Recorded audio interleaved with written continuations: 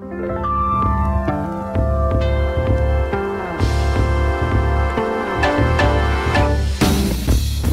noches, bienvenidos a su programa Café de Nadie. Bueno, hoy es un café que va a estar cargado porque tenemos la casa llena y me da muchísimo gusto, es un honor recibir con nosotros al doctor Rogelio Ortega. Doctor, buenas noches, bienvenido. Mucho gusto. Y bueno, como siempre, Ricardo Castillo Díaz. Enrique, ¿cómo estás? Buenas noches. Buenas noches. Y Octavio Navarrete. Buenas noches, Enrique, doctor Ortega, Ricardo Castillo Díaz. Buenas noches, auditores. El primer tema con el que vamos a iniciar el día de hoy va a ser con la toma de posesión de Luis Walton Aburto, que finalmente ya, no soy el cardenal Carmaleco, pero ya presidente habemos, finalmente ya tomó posesión como presidente municipal aquí de Acapulco. Y bueno, pues fue una toma de posesión muy interesante y nombramientos muy interesantes que se empiezan a dar. No sé si, Ricardo, quisieras empezar con este bloque. Bueno, yo que soy juez y parte, ¿verdad?, en este programa, porque además tengo que hablar, pues sí, como parte del gobierno, ¿no? No me puedo... Estás aquí como analista en este Sí, momento, bueno, pero también hay que avisarle a la gente, ¿verdad? Y la gente lo sabe. Sí, con mucho gusto, ¿eh? Claro, por aparte con mucho gusto por nuestro consenso. te tenemos un gran reconocimiento. Muchas gracias, mi querido maestro. Porque además debo decir que Rogelio es mi maestro y mi asesor además, ¿verdad? De la tesis. De tesis. Porque no vayan a pensar que yo también estoy en No. la Pero bueno, de entrada yo quiero destacar de este evento, más allá del asunto de los que vinieron, que yo creo que ustedes van a querer abundar en eso por el significado político que tiene. Me parece que el tema de entrar reconociendo el estado desastroso en el que recibe la administración, pues bueno, es algo que estaba esperando la gente, y este anuncio importante que hizo de que en 30 días habrá un informe pormenorizado de cuál es la situación que guarda la administración y de cómo se recibe, me parece que es algo importante para un punto de partida de la nueva administración, para que la gente sepa con qué se empieza.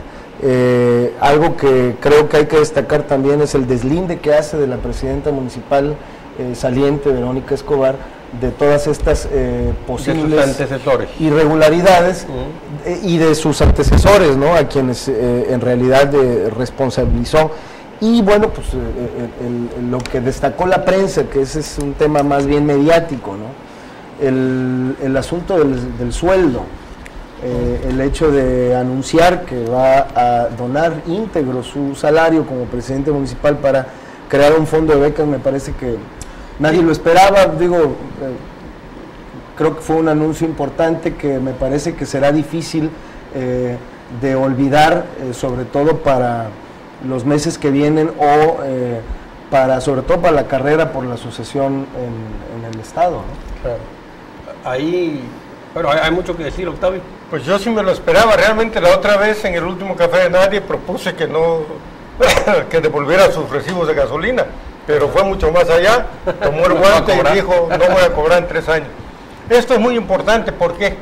Porque es un elemento que puede ayudar a restablecer la confianza ciudadana, no en Acapulco, en todo el estado de Guerrero.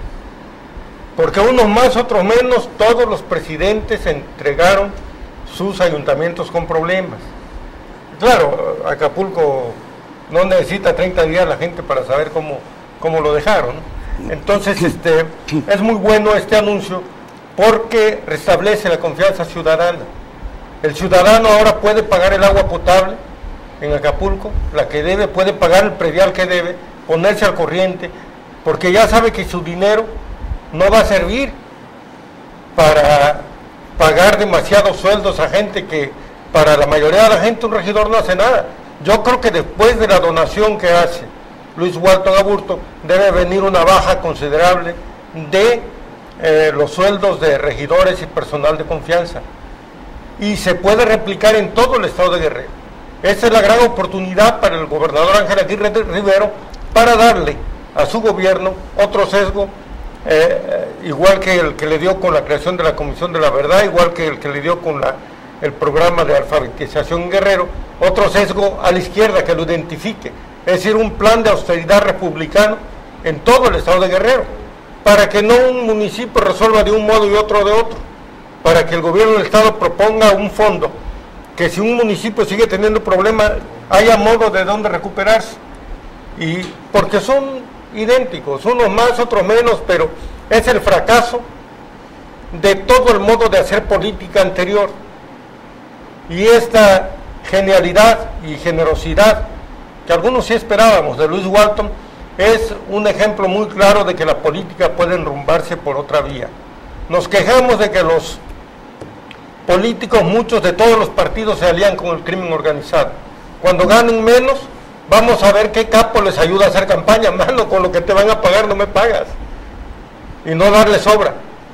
Es decir, necesita Guerrero una austeridad bien organizada, una austeridad que nos coloque pronto de salida en esta crisis y va a salir de ahí una clase política distinta, una clase política más austera, más responsable y sobre todo una clase política más respetada por su pueblo, porque ahorita los políticos no están respetados. Eso es lo que hay en el fondo, de que la gente en todas partes no pague predial, no pague agua, que la gente sospecha que su dinero lo están utilizando para cosas indebidas. A partir de este gesto de Luis Walton, que puede replicarse, no que no cobren los otros presidentes de otros municipios, porque no tienen la cantidad de fortuna que tiene Luis Walton, pero que cobren menos, digamos la mitad de lo que saben cobrar, y los regidores, Guerrero se puede, no Acapulco, aclaro, Guerrero se puede enrumbar por un rumbo muy distinto. Octavio, que cobre su sueldo con que no se lleven nada del erario, todo, es que ya con eso ya me voy. Es un acto simbólico muy grande. Él claro, podía donar su sueldo y robarse el triple, no, sí, pero no lo va a hacer porque no. es un hombre honrado, no tiene necesidad además. Aparte aquí Siempre ha sido generoso Luis. es un salario considerable, pero yo pienso que hubo mucho más. Doctor Ortega, ¿cómo vio las señales políticas de pues el consenso que pudo aglutinar a su alrededor? Me refiero a las diferentes personalidades que acudieron aquí a su toma de posesión. Previsible. Estamos hablando de un político que trasciende mucho lo local, presidente nacional de un partido, un político con una trayectoria de implantación en uno de los municipios seguramente más vistos de México. En el extranjero alguien podrá no saber en qué país queda Acapulco, pero han oído hablar de Acapulco y dicen, ahí mis abuelos se fueron a hacer su luna de miel, Acapulco es un puerto, Acapulco es una gran ciudad, etcétera. Todo el mundo que le preguntan dónde queda Acapulco contestan, a un ladito de Coyuca. Perdón, Señor, bueno, eso todo el mundo lo sabe. de Coyuca de Catalán. O de Benítez. De Benítez. Bueno, y claro, previsible, entonces, y además en un momento muy importante para Guerrero, para la ciudadanía de Acapulco, para el país. ¿Qué va a hacer el nuevo presidente municipal de Acapulco? El Acapulco que todo el mundo quiere, el Acapulco que todo el mundo desea que haya paz, tranquilidad, que todos los problemas agobiantes de la basura, de la contaminación, no solo la contaminación de la bahía, la contaminación ambiental, el que parece que esto es tierra de nadie, que pasas al Zócalo y en lugar de que tengas un lugar confortable para tomar fotografías, para decir aquí nació Acapulco, su centro histórico, etcétera, el ruidajal que hay es terrible, absolutamente contaminante, la suciedad, la basura, la indigencia, las garnachitas, ahí las fritangas. Esa no es la imagen que queremos de Acapulco. Y entonces nos preguntamos, ¿qué va a hacer Luis? Y entonces necesita mucho respaldo, y lo tuvo. El mensaje del que comentábamos, significativo, simbólico y muy significativo. Pero la gran pregunta es, ok, Luis no va a cobrar, y eso es bueno. ¿Y la corrupción? ¿Y el policía que extorsiona todos los días? ¿Y el funcionario corrupto? El que está pensando en la política no para servir, sino para servirse. Y es un momento crucial. Si Luis logra salvar la situación de Acapulco tan crítica, se va a posicionar como un gran político y va a tener oportunidades de futuro. Claro. Eso también es algo muy generoso para quien aspira a más. Porque hay uno que dice, yo tengo 3 años para hacerme rico y me voy. La frase acumulada por el primo, sexenio solo hay uno. No, y la el profesor Han, ¿no? Claro. Político pobre, pobre político, entonces yo me enriquezco en estos primeros porque después voy a invertirle a esto, o la mitad de esto, a la diputación, a la senaduría, bla, bla, e ir haciendo dinero a partir de lo que vas robando, saqueando. Es una depredación terrible, de manera que entonces la gente, con mucha razón, y sobre todo los jóvenes, les dicen, política sinónimo de corrupción. político es sinónimo de bandido, y yo no quiero saber nada de eso. Y dicen, ¿cómo se les ocurrió a ustedes abrir una escuela de ciencia política? Todavía no están conformes con todos los raterazos que son, y ahora hasta los van a formar para políticos. Ya ahí luego Ricardo Castillo, que ha tenido la generosidad de ir a estudiar con nosotros, dice, no, aquí estudiamos a los políticos, estudiamos la política. Y hay la expectativa de una buena gestión. Y ojalá no se frustre esa expectativa. Por lo tanto, yo diría lo siguiente, Ricardo, Luis Walton, rápido a trabajar, y no se distraigan tanto en los 30 días para demostrar lo que ya sabemos todos, ¿no? Mejor los 30 días para empezar a hacer acciones para reposicionar a Acapulco en los niveles que nosotros queremos. Algo que hay que señalar es, la verdad que es difícil que un presidente municipal tenga ese poder de convocatoria. Obviamente, como lo menciona aquí el doctor Ortega, el hecho de que sea él, pues, haya sido presidente nacional de un partido político, implica pues su fuerza. Pero es mucho de la trascendencia de él como persona, de su historia incluso personal. Tuvimos a un Miguel Alemán Velasco, tuvimos a un Rafael Moreno Valle del PAN, ¿verdad? Tuvimos a Marcelo Ebrard. ¿Y qué otras personalidades?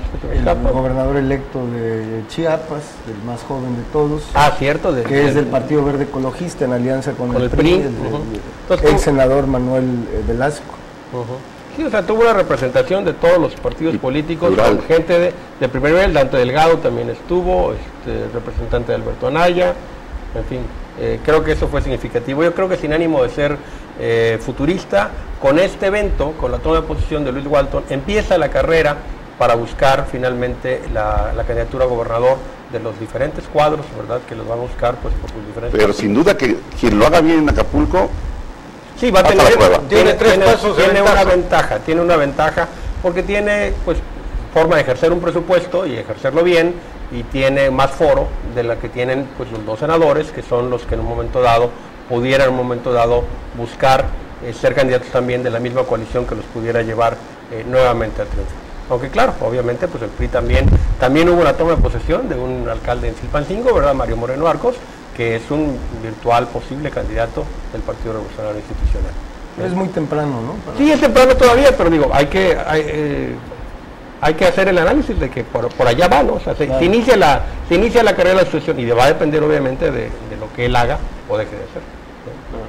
Bueno, vamos a continuar con este tema porque en el próximo bloque no le cambie canal y estamos aquí en su Café de Nadie.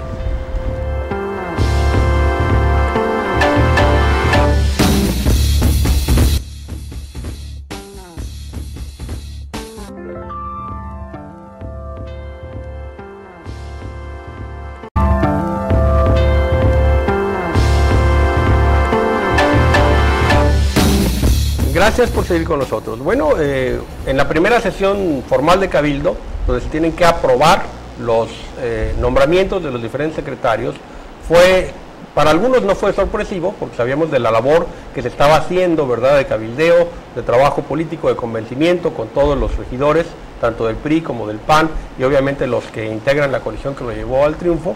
Fueron aprobados por unanimidad todos los nombramientos. Y sí me gustaría, Ricardo, que nos abundarse un poquito en los nombres, ¿verdad?, y los cargos que se aprobaron el día de ayer.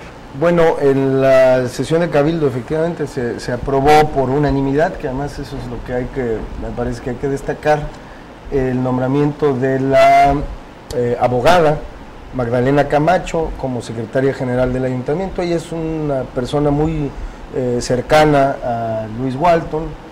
Ha colaborado como abogada en sus despachos, y bueno, pues es de todas las confianzas del presidente municipal. También fue aprobado el nombramiento del contador Antonio Sayago Ríos, de quien ya habíamos hablado en el programa, como secretario de Finanzas. Carlos Álvarez Reyes, que finalmente se confirma pues la especulación que había en torno a su nombramiento como secretario de Planeación y Desarrollo. El nombramiento también de Rodolfo Monreal Ávila como secretario de Desarrollo Social, que es hermano de efectivamente de Ricardo Monreal. Y también está el nombramiento de Netza, nuestro amigo Netza Peralta, como secretario de Turismo. Que fue parte de una propuesta de AETA, ¿no? Fue parte de una propuesta de AETA y en general hubo un consenso ahí entre los hoteleros sobre todo, que plantearon, pues porque Walton lo propuso en campaña, que iba a escuchar una propuesta del sector turístico, y también la confirmación, la ratificación de el contraalmirante secretario de Seguridad Pública. Qué bien. Bueno, pues con esos nombramientos aprobados por unanimidad, espero que el ayuntamiento empiece a caminar como debe ser, como debe haber caminado siempre. Y no hubo mayor discusión, digo, ahí el tema en todo caso se comenzaba a centrar en el asunto de algunas presuntas faltas de comprobación del uso de los recursos, en el caso de Monreal en su cargo último que tuvo, en Zacatecas, en Fresnillo, fue presidente municipal, pero bueno, ahí finalmente los regidores conocieron que había solventado, según información de la Auditoría Superior de la Federación, pues las cuentas desde 2011, que había quedado ya perfectamente aclarado. Otro tema que estaba ahí como que en polémica era el nombramiento de Carlos Álvarez, no por él, sino por algunos allegados suyos, por algunos colaboradores suyos que tienen algún todavía proceso de aclaración, pero bueno, pues evidentemente se trataba ahí de aprobar el nombramiento de Carlos Álvarez y no de colaboradores suyos que estuvieron en el gobierno del estado. Ese en todo caso pues sería otro tema. Finalmente el asunto de el reconocimiento que hubo ahí, o más bien el acuerdo que hubo de darle el voto de confianza a Walton para nombrar, sobre todo en esta situación de crisis y de emergencia de Acapulco, pues a los funcionarios que él creía que eran los que podían sacar adelante sus primeros días de gobierno. Así debe ser. Bueno, en la Universidad Autónoma de Guerrero hay, desgraciadamente, el rector, bueno, quien era rector, don Asensio Villegas Harrison, tuvo un problema de salud serios, importantes, y tuvo que pedir licencia. Y de esta manera llegó el doctor en ingeniería, Alberto Salgado, a ocupar la rectoría, dado que él es el secretario general. Y si nos gustaría, doctor, que nos ilustrara, usted que es universitario, qué es lo que pasa en la universidad y cuándo se van a convocar elecciones, qué es lo que va a pasar. Bueno, con mucho gusto. El 29 de diciembre del año pasado nos enteramos que quien fungía en ese momento ya como rector, el doctor Asensio Villegas Harrison, fue trasladado de emergencia a la Ciudad de México para operarlo. Nos dijeron erróneamente que era un hematoma producto de un golpe, un accidente jugando básquetbol. Se trataba, ya se sabía, de un tumor maligno que le fue extirpado. La operación resultó perfectamente bien, pero luego vino ya el tratamiento de quimios, que son procesos muy drásticos, quienes lo sabemos, quienes conocemos de cerca ese tipo de procesos. Bueno, nos parecía hasta inhumano que el doctor estuviera en rectoría, trabajando y haciendo sus funciones. Venía una etapa muy fuerte, la realización del cuarto Congreso General Universitario, elecciones intermedias para el nuevo Consejo Universitario, la elección de la Federación Estudiantil, en fin. Y aguantó todo este tramo, debió haberse concentrado en su salud, así se lo propusimos algunos, y decidió ya la familia que debería de retirarse de su función como rector. Se realizó el procedimiento legal.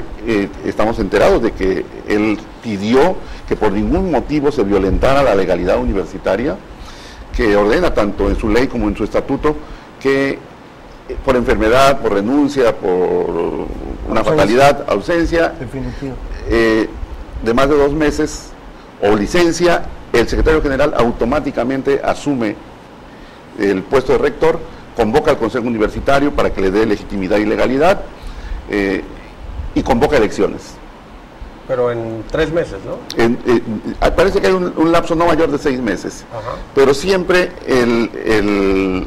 la interpretación de este mandato es que es un rector no para gobernar ni el resto que queda del mandato que tiene el rector que se ha retirado, sino que es para convocar elecciones, para iniciar un nuevo proceso que le dé institucionalidad y la nueva legitimidad y legalidad a quienes postulen su candidatura y obtengan el apoyo de la comunidad universitaria para el cargo de rector. Ese es el tramo en el que ya hemos entrado. El doctor Alberto Salgado es el nuevo rector, se está convocando ya a una sesión de consejo universitario para que se le dé formalidad, legalidad y legitimidad a su investidura, y él convocará elecciones. Seguramente en esta sesión de consejo universitario habrá de presentarse el formato de la convocatoria para iniciar ese proceso. Creo que eso le da estabilidad a la universidad en este trance crucial, donde solamente tenemos un antecedente: la renuncia del doctor Jaime Castrejón después del secuestro que la CNR, encabezada por Genaro Vázquez, José Bracho Campos, Demóstenes Lozano, secuestraron al rector de la UAG, hicieron un proceso de negociación, estamos hablando de una organización guerrillera, lo liberan y él decide replegarse, no regresar más a la universidad. El licenciado Alfonso López Bello, que fungía como secretario general, asume el cargo de rector y convoca elecciones. Y ahí, bueno, viene un interregno, un trance, y es un antes y un después. Inicia el proceso que conocimos como el de la Universidad Pueblo, con la intervención del doctor Rosalío Güences. Doctor, una pregunta. ¿Algunos nombres que se empiecen a manejar ya de aspirantes? Eso es muy importante. Como es un hecho, digamos, inédito, casi, dice Ricardo, y me salva de la situación, porque en el 71 ya lo tuvimos, donde quienes estaban preparando para un proceso que se realizaría por lo menos, o sea, se podría desencadenar hacia abril, que sería ya el tercer informe del rector Asensio, dice, bueno, tengo tiempo todavía para que en este trance forme coaliciones, compromisos, etcétera, y veamos cuántas posibilidades tengo para participar, ¿no? Hoy eso se anticipa, y hoy por la mañana hubo un evento muy importante en la universidad, donde el FREDEWAC, la organización del doctor Asensio, dice, nosotros ya tenemos candidato.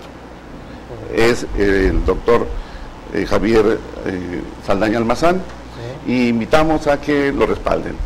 Ahí estuvieron directores de varias escuelas superiores preparatorias, de posgrados, y líderes de distintas expresiones políticas y académicas dentro de la universidad. ¿Habrá posibilidad de que se concentre? Eso es muy importante, porque por primera vez creo que puede en la universidad construirse una candidatura de amplio consenso, y en la perspectiva de un gobierno plural, incluyente, y un proyecto de gestión de la universidad con mucha fuerza hacia afuera.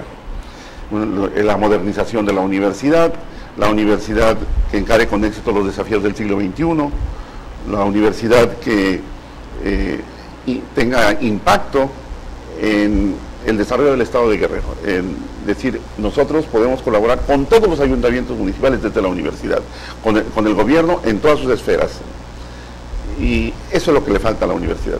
Lamentable que cada año se tengan que cerrar las puertas para que entre 8,000 o 10,000 jóvenes se quedan sin poder ingresar a la universidad pública. Y seguramente que si buscan ingresar a la universidad pública es porque no tienen que pagar en la universidad más económica que se ofrece en el Estado de Guerrero. No hay recursos. Que por cierto, dicen que hay más de 70 universidades privadas. Hay muchas universidades patito, doctor, sinceramente.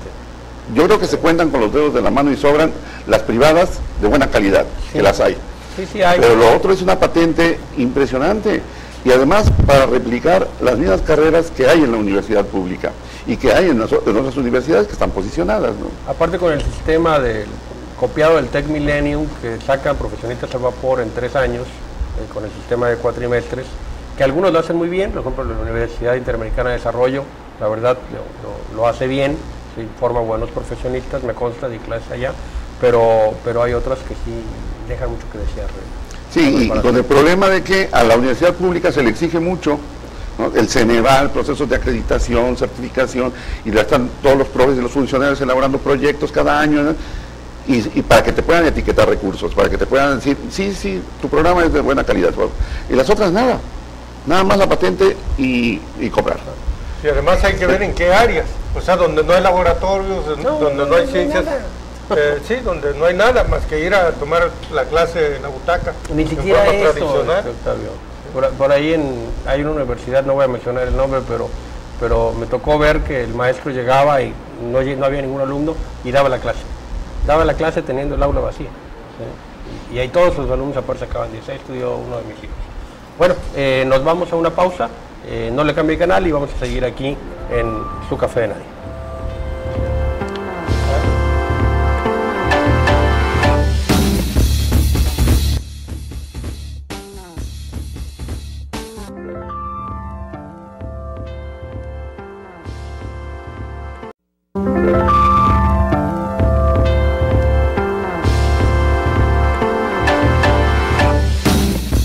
Por seguir con nosotros. Bueno, pues sería una verdadera sorpresa y muy bueno, yo pienso, para la universidad si logran tener una candidatura de consenso alrededor del doctor Javier Saldaña, y pues mis parabienes para él en caso de que esto se logre. Esperemos que así sea. Estamos ante un hecho inédito, tengo entendido, ¿no? Seguramente.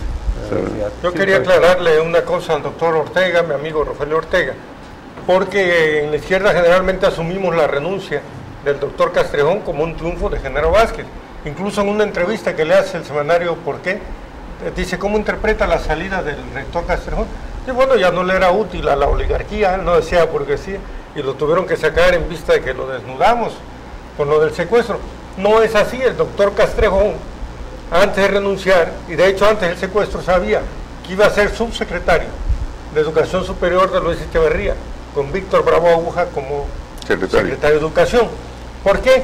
Porque era el elemento que iba a utilizar, ese es el término utilitario, a utilizar el régimen para tratar de reconciliarse con el estudiantado y con los sectores profesionistas del país, que estaban muy dolidos por la terrible represión de 1968. Entonces, Jaime Castrejón Díez ya sabía que iba a estar poco en la universidad. Simplemente el secuestro aceleró, le dio un matiz político a su salida, y la fuerza de izquierda que venían trabajando desde hace mucho tiempo lograron entronizarse con el doctor Rosalío Güencerreza, pero el asunto más o menos creo que fue así en honor a la verdad, ¿no? Sí, en una plática personal con el doctor Castrejón nos decía, había un gran proyecto para la universidad, se vio truncado. Tuve que salir de Guerrero, renuncié a la universidad, y después, él fue secretario general de la NUYES, y nos encargó el presidente Echeverría el proyecto de la UAM, una universidad moderna, alternativa, pública. En eso tiene mucha razón siempre, ¿no? Navarrete, y hay que cuadrarse. Pero yo quiero insistir en que es un hecho inédito esto, una gran responsabilidad para quien puede construir este gran consenso y ser candidato único. Ya no tendrá el rector en turno que dar becas para que lo apoyen, para trabajadores, para hijos de trabajadores, categorías, tiempos completos. Ya no habrá el chantaje de aquellos que dicen te apoyo pero me das, y los gastos para el financiamiento de esas campañas y la forma tan ríspida de la confrontación. Y será entonces un proceso terso de unidad, y recae una gran responsabilidad en quien va a enfrentar y va a abanderar este nuevo proyecto de universidad. Mantener a la universidad unida, cohesionada, aplicada en sus funciones sustantivas. Tendrá una gran fortaleza para negociar con éxito fuera de la universidad con las autoridades gubernamentales, para decirles, tengo mi universidad unida, trabajando, y queremos contribuir en el desarrollo del Estado de Guerrero, apóyennos. Además, la universidad y los universitarios se verían muy mal en el marco de la gravedad exactamente se iba a plantear, claro, de la enfermedad del doctor Villegas Cerrizón, que fue un gran rector y es un gran universitario, peleándose entre ellos. O sea, iba a ser una disputa no amarga, como ha habido ahí algunas, sino sumamente triste, y que hablaría muy mal de los universitarios, que frente a un rector que agoniza, prácticamente los presuntos herederos se estuvieran despedazando ahí con cualquier modalidad de puja, de pelea, ¿no? Claro, sí, comparto eso. Sí, de acuerdo, tiene que ahí prevalecer pues la madurez, el consenso, y qué bueno que ahí se dé. Bueno, otro tema que a nivel nacional nos generó mucha expectativa en los últimos días fue la reforma laboral, que finalmente ya fue aprobada, donde hay, bueno, pros y contras de esa reforma, y que sí me gustaría que lo comentáramos. No sé quién quiera arrancar. El economista, nuestro amigo economista, por favor. Octavio, mira, yo siento, ya no me gusta hablar mucho de este tema, por varias razones. Una, la contradicción principal en México ya no es entre productores y proletarios, ya no es entre burguesía y proletariado, es una contradicción que tiene que ver con una dinámica más moderna de la situación de clases medias. Es decir, esa reforma va a tocar un sector muy pequeño de la población en forma regresiva, la más de las veces, y se está partiendo de un grave error. Vieron la crisis, ya no pueden hacer otra cosa, entonces pensaron hay que despedir con facilidad a los trabajadores. Yo siento que eso no va a generar un aumento de la productividad del trabajo. No es eso también. También es, digamos, lo que me gusta, el estatuto de los sindicatos. Yo creo que ya no va a haber dirigentes vitalicios, cosas así, pero lo esencial es el despido. Es igual que en Europa, se centraron en el despido. O sea, eso es lo que llamamos el fundamentalismo neoliberal. Creen que con eso van a lograr algo, un aumento de la productividad. No es cierto. Lo primero que van a generar es desconfianza, recelo en el trabajador. No va a generar un aumento de la productividad que sí se necesita. Los aumentos de la productividad vienen por la confianza, vienen por las conquistas sindicales, vienen por los buenos sueldos, no por la opresión terrible. Prácticamente estamos en el modelo de acumulación originaria de capital, ¿no? Yo creo que las cosas positivas de la reforma es que regula ya el outsourcing, que ya se estaba dando, ¿sí? ya lo mete en un marco legal, uno. Dos, da la posibilidad pues del pago por hora, y lo cual es una mentira eso de que se le van a pagar 7 pesos por hora, porque aunque es el equivalente, ¿verdad?, de dividir el 56 entre 8, aunque trabaje una hora, el pago es de un día de salario mínimo. O sea, no se puede pagar en el día menos que el salario mínimo. Entonces eso es falso. Y a mí 747 decían, ¿no? Sí, a mí lo que me llamó la atención es el voto de un diputado del PT, de Adolfo Uribe, que es un hombre hijo político de Lombardo Toledano, que en comisiones vota a favor del PRI para evitar que los sindicatos puedan tener voto libre y secreto y puedan rendir cuentas a sus agremiados de sus manejos financieros. Es el artículo 371 que fue enviado en la iniciativa presidencial, pues fue echado atrás en comisiones gracias a ese voto del Partido del Trabajo de Rodolfo Uribe. Y ahorita ya pues el PT se está deslindando, pero pues ellos fueron los que lo llevaron al Congreso, ¿no? Entonces, ¿qué es lo que está pasando? Lo mismo que pasó la otra vez cuando se votaba por la reelección, que una diputada del PRD, pues al parecer le llegaron, ¿verdad?, ahí al corazón o al precio, y votó para evitar precisamente que se diera la reelección. Entonces, pues eso es grave. Ojalá que el Senado rectifique, porque el Senado puede rectificar, y allá la composición de fuerzas es totalmente diferente, ¿eh? Eso y se discute de otra forma. Se discute de otra forma. Sí, claro. Es hijo de Oribe Alba, me imagino. Sí. Es hijo de Oribe Alba, que tiene una gran tradición, tuvo una gran tradición el maestro Oribe Alba en la izquierda. Fue el maestro, el teórico que acompañó a Carlos Salinas de Gortari y a Raúl Salinas de Gortari antes de que entraran al PRI en sus correrías, algunas de ellas en Chiapas, muy cerca del ZLN. No, pero no es su hijo. De la OIR Línea de Masas. Es él. Es él. Es él. Debe ser 40, tiene 72 años. El padre es otro político priista de primerísimo nivel de las épocas de Miguel Alemán y Ruiz Cortines, incluso Bellinger, presidenciable. Sí, Adolfo Uribe también, de nombre Adolfo Uribe. Oribe Bellinger, ¿no? Oye, lo que yo no estoy muy seguro es esto que comentas, Enrique, de que si le llegan o no el precio a los diputados. Fíjate que ahí yo ya tengo mis dudas. A veces me parece que puede ser por un asunto hasta de ignorancia.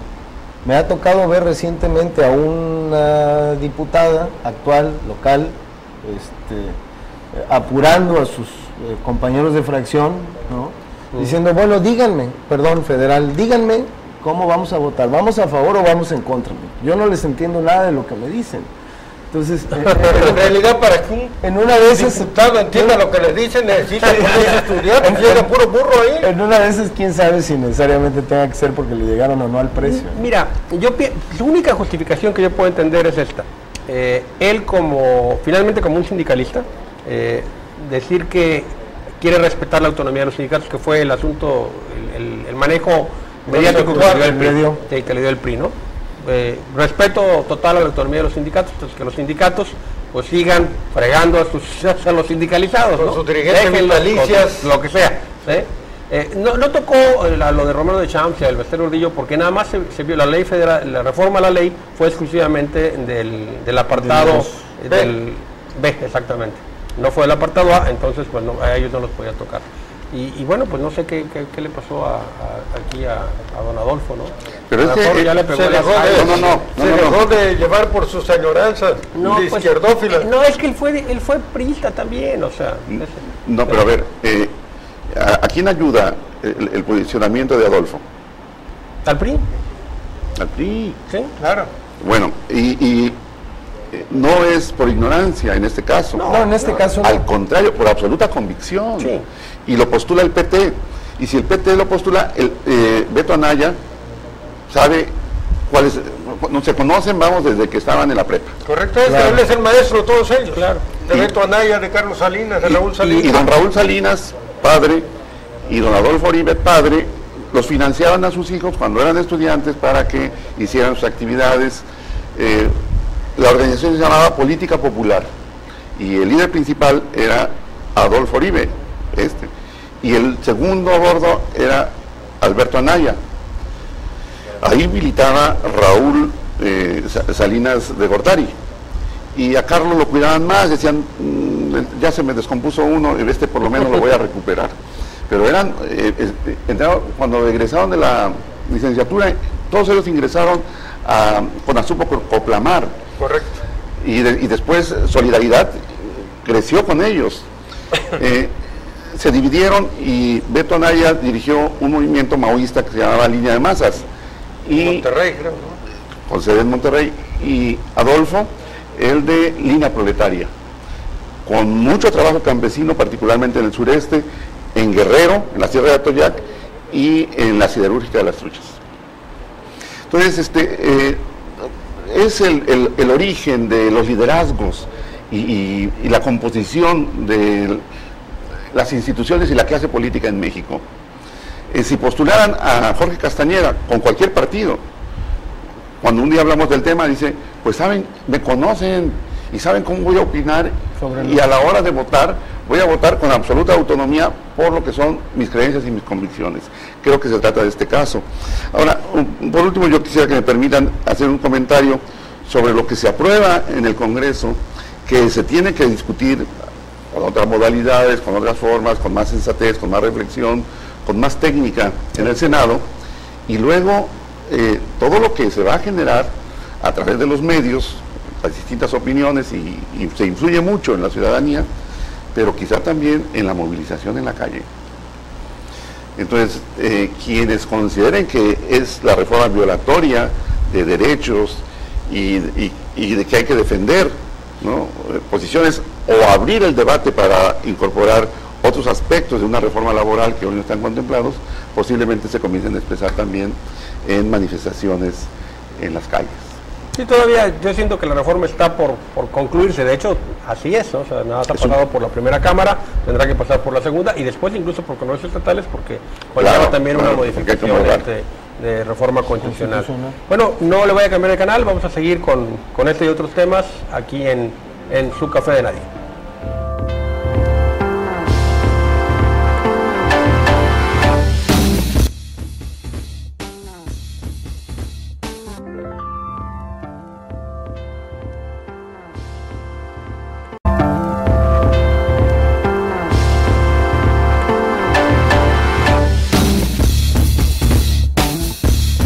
Gracias por seguir con nosotros.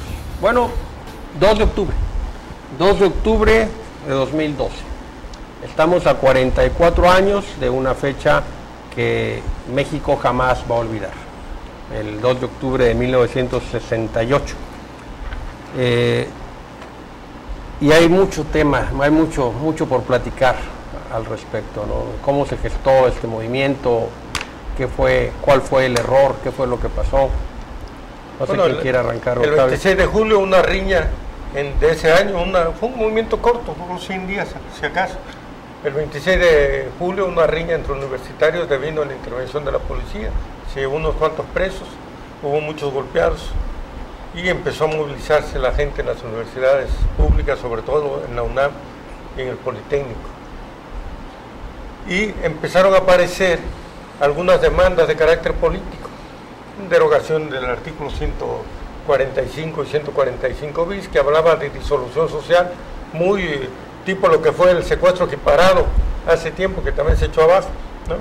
Estaba al arbitrio de cualquier juez decir, anda haciendo disolución social, lo metemos preso. Y una serie de libertad a los presos políticos. Estaba preso en ese tiempo Demetrio Vallejo, los ferrocarrileros. México venía de grandes movilizaciones de izquierda, de movilizaciones del magisterio con Otón Salazar, de ferrocarrileros con Demetrio Vallejo. Y los muchachos hacen suya esas demandas. En el marco internacional, bueno, el 68 fue el 68 en Praga, en Budapest, en París. En Los Ángeles, California, donde hubo 6 muertos incluso, en la Universidad de Berkeley, en todo el mundo, ¿no? El 68 es algo, para la juventud del mundo fue un despertar inédito contra todo tipo de regímenes, donde había capitalistas contra los capitalistas, donde había del bloque soviético contra ellos, pero la conciencia de la juventud despertó al mismo tiempo en todas partes. En Francia, pues hay que recordar el Mayo francés, ¿no? Estuvieron paradas París 90 días prácticamente, con la basura en las calles, y allá no había pasado ningún presidente como los que tuvieron en Acapulco. ¿Sí? Entonces, termina el 2 de octubre con iban a hacer las Olimpiadas el 12, se desata una campaña anticomunista contra los muchachos, es decir, una campaña que decía que los comunistas se comían a los niños, que había que pegarles, y en el marco de esa campaña, el 2 de octubre, se suscita una masacre en la Plaza de las Tres Culturas. Cada día se aclara más que fue gente del Estado Mayor Presidencial que habían ido a entrenar a Estados Unidos, según las últimas investigaciones que dejó inconclusa el maestro Carlos Montemayor. La segunda matanza de Tlatelolco. La segunda matanza de Tlatelolco. Antes, en la época prehispánica, había habido una. Sí. ¿Por qué fue esa matanza en la época prehispánica? Por Hernán Cortés a los mexicanos. Sí, pero antes hubo otra todavía. ¿Antes de esa? Sí, por el acueducto. Ya. Porque entonces no salió el agua, como decía, y dijo Moctezuma, a ver quiénes me hicieron este acueducto, ahora sí quienes cobraron el diezmo. No, pues ya fueron los maestros, el agua sí está yendo al revés, córtenle la cabeza, pero empezaron con los ingenieros y acabaron con todos por superstición. Ligeramente autoritarios. Bueno, hemos mejorado en este respecto, al menos ya no hay ya no se la ya no hay una reina de corazones que diga fuera con la cabeza. Sí. Entonces fue un movimiento corto, el 68 en tiempo, pero su trascendencia enorme para todo el mundo, para todo investigador. Hoy es un hecho irrebatible que la transición política mexicana empieza el 2 de octubre del 68, se da cuenta la gente que el sistema ya no funciona, que hay que abrir los canales de libertad, que hay que abrir un poco la democracia en el país, y empieza la transición. ¿A qué nos lleva 44 años después? Al regreso del PRI, a Los Pinos, con las mismas mañas, es decir, con el fraude, con vínculos con el crimen organizado que no tenían los priistas de antes, y con muchas cosas peores. Entonces es lo que debemos analizar, 44 años de estar transitando. El 76, 8 años después, viene la ley de López Portillo sobre el Código Federal de Instituciones Políticas y Procesos Electorales, ¿no? El COFIPE. Y de ahí un proceso muy lento de transición que trae como consecuencia, 44 años después, un regreso del PRI con nuevas modalidades de corrupción. En ese tiempo no había encuestas ni encuestadoras, hoy hay que corromperlas. En ese tiempo no había la televisión metida a los procesos locales enfocando a los candidatos opositores, hoy hay que corromper a la televisión también. Y sí. Bueno, es desastroso, ¿no? Yo quisiera la opinión de alguien que no había nacido, pues, en 68, todavía no nacías, ¿verdad, Ricardo? No, bueno. Pero tú estudiaste, o sí, tú estudiaste el movimiento 68 como... parte de tu formación. Yo Claro. creo que no nacía, porque si hubiera nacido lo hubieran matado. Era muy joven. Además, bueno, más allá de la película de Jaime Humberto Hermosillo, ¿verdad? Y de los libros de las crónicas de Lenita Poniatowska, y por supuesto que conozco perfectamente bien ahí el contexto, pero a mí me parece, desde la óptica, digamos, de alguien que no vivió esa época, que es algo que ha quedado, digamos, en la historia como un movimiento social importante, pero que no se ha vuelto a repetir. Y eso me parece que digamos, Eso es positivo, ¿no? bueno, no se ha vuelto, me refiero Te refieres a al movimiento, a la movilización, ¿no? Pero hubo algo parecido a lo mejor ahora con el Yo Soy 132. Pero, No creo que con pero ese no, alcance, no con esa fuerza. No con esa fuerza, ¿no? Yo quisiera, no sé si producción nos pudiera ayudar con las imágenes, recomendarles pues 2 libros y una película, ¿verdad? Que ya todos los de aquí conocemos, ¿verdad?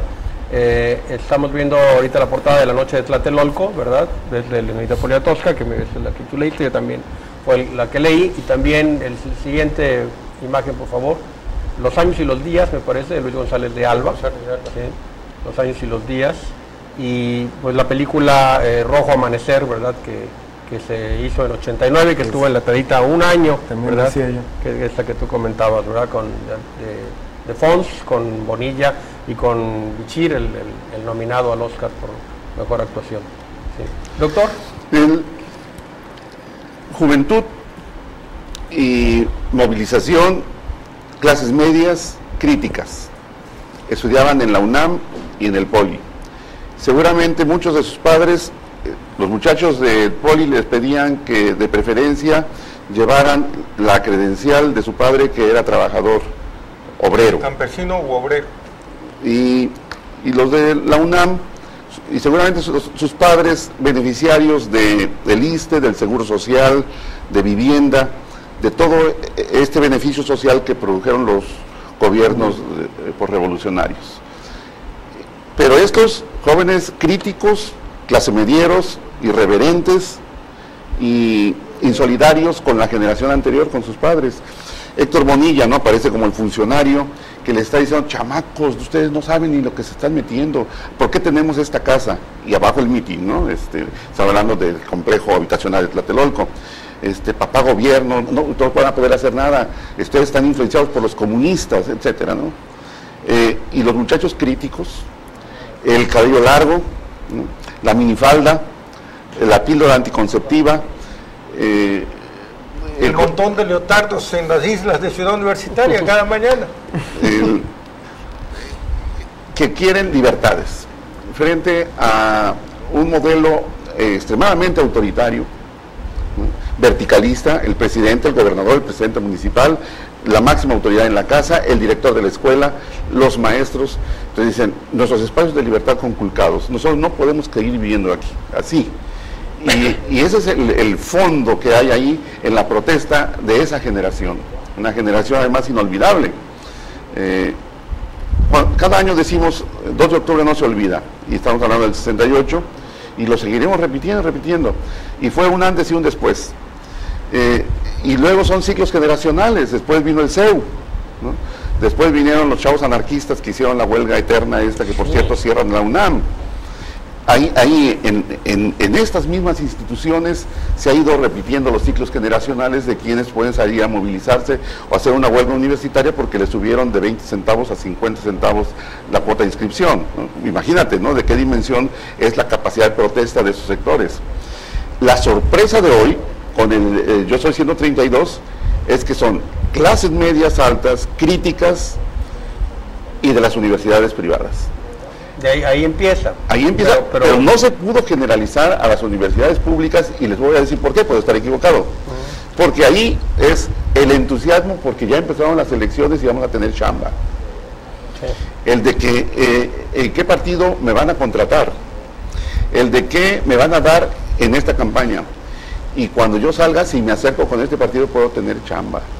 Y hubo una parte, un manejo, pues, de una participación muy activa por parte de algunos partidos políticos y de algunos personajes, pues, específicamente el Primero Ibarra, pues, estaba metido de cabeza en el tema. Sí, pero ahí está una clase media crítica, hipercrítica, que discuten en la casa, que a lo mejor el papá se para enojado porque no están de acuerdo, insolidaria entonces con la generación anterior, o también educada en una escuela crítica, y donde el padre viene del movimiento del 68, y tiene la le foto tocó, le tocó participar en todo ese proceso, y dice, pero yo ya tengo dinero suficiente para que no te envíe a la UNAM, yo te voy a mandar al ITAM, al CIDE, al Colmex, a la Ibero.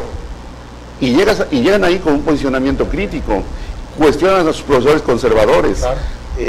Se organizan con los colectivos críticos.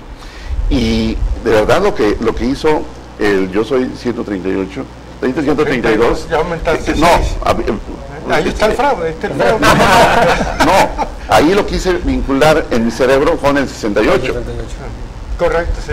Y los ciclos generacionales de las clases medias críticas, irreverentes, insolidarias con las generaciones anteriores y propositivas con una situación que ya no aguantan.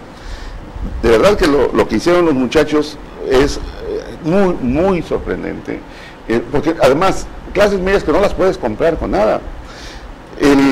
La diferencia entre este movimiento y el anterior, quizá es que el anterior rompía con el autoritarismo que estaba en todos, y en la búsqueda del diálogo público y las libertades democráticas. El pliego petitorio sencillísimo, ¿no? 6 puntos. 6 puntos, la derogación del artículo 145 bis de la Constitución, por el tema de la disolución social por la cual están en prisión Vallejo, Campa, los muchachos que habían involucrado ya en procesos de lucha en otros estados como en Michoacán, la michoacana, que también fue intervenida por el ejército en el 67, en Nuevo León, y se viene ahí el proceso del cambio político con el antes y el después del 68. Fue una fecha que yo creo que no vamos a olvidar nunca, y bueno, ya se nos termina ya el tiempo. No quisiera dejar de señalar que el próximo domingo, porque nos ven en Venezuela, el próximo domingo hay elecciones. Entonces, venezolanos, salgan a votar, voten sin miedo, voten por el candidato de su preferencia. Hay 2 opciones nada más, los otros 4 candidatos prácticamente son de relleno. ¿Se fue Cuadris para allá, acá? No, hay 4 Cuadris. Hay 4 Cuadris. Se tiene capacidad el asunto está entre Hugo Chávez y Enrique Capriles Randowski. Entonces salgan a votar, y si votan por Enrique Capriles, mejor. Tiene nombre de ruso, sea comunista. No. Randowski. No, ojalá si dijera Caballeroski.